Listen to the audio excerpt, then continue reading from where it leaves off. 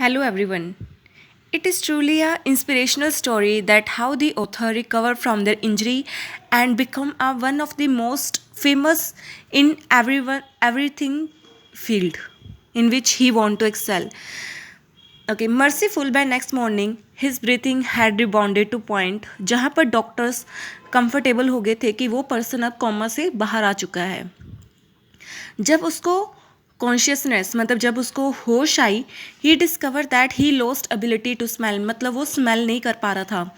तो नर्स ने उसको जोर से नोज से ब्लो करने के लिए कहा और एप्पल जूस को स्मेल करने के लिए कहा. तो इसी वक्त ही उसकी स्मेल वापस आ गई, सेंस ऑफ स्मेलिंग वापस आ गई to everyone surprise. But during that time उसकी जो लेफ्ट आई थी वो सॉकेट से बाहर आ चुकी थी. His eye ball bulge out of the socket and held precautiously in place by my eyelid and the optic nerve attaching my eye to brain. तो जो डॉक्टर होता है आइज का, he said that it will return back to its shape but it need some time. So 1 week later उसकी surgery हुई which would allow him some additional time to heal. He looked like I had been a wrong end of the boxing match and but clear to leave the hospital. तो जब वे वापस आए घर पर अपने broken nose के साथ, half dozen facial fractures and bulging left eye के साथ. The following months were hard. उसके आने वाले महीने कुछ हार्ड थे because he has a double vision. उसको डबल दिखाई देता था. उसकी आई बॉल को प्लेस करने के लिए उसको काफ़ी टाइम लगा.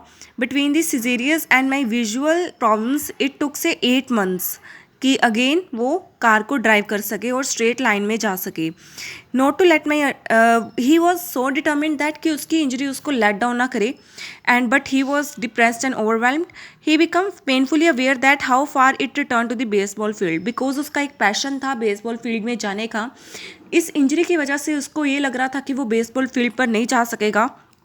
And it was turning time. His dad had played minor league baseball at the St. Louis Cardinals and he was dream. उसका एक सपना था कि वो प्रोफेशनली खेले.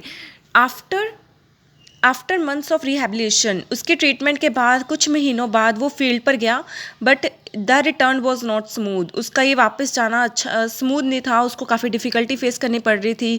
जो एक पर्सन काफ़ी सालों के लिए एज 4 से लेके अब तक कॉन्टिन्यूसली प्ले कर रहा है